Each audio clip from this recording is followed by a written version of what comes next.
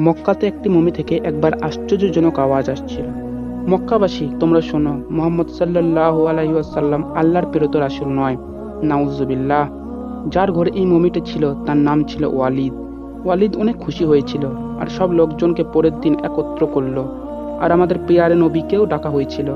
কিন্তু যখন আমাদের পিয়ারে নবী হুজুর সাল্লাল্লাহু আলাইহি ওয়াসাল্লাম পুতুলের সামনে তার শেপ রাখলেন, তখন পুতুলটি বলতে লাগলো, হে মক্কাবাসী, তোমরা এটা ভালো করেই জেনে নাও, মুহাম্মদ সাল্লাল্লাহু আলাইহি ওয়াসাল্লাম আল্লাহর সত্যিকারের প্রেরিত রাসূল। আর সব কথাগুলি সত্যি, তোমাদের মূর্তিগুলোই মিথ্যা। যদি আল্লাহর রাসূলের প্রতি ঈমান না আনো তাহলে তোমরা জাহান্নামে যাবে। এ কথা শুনে ওয়ালিদ অনেক রেগে গেল। সে তার ঘরে রাখা পুতুল বা মমিটাকে আছাড় মেরে ভেঙে ফেলল। কিছুক্ষণ পরেই হুজুর পাক সাল্লাল্লাহু আলাইহি ওয়াসাল্লাম এর কাছে একটি জিন আসলো। আর সেই জিনটা এসে বলল, ইয়া রাসূলুল্লাহ, আমি আপনার গোলাম।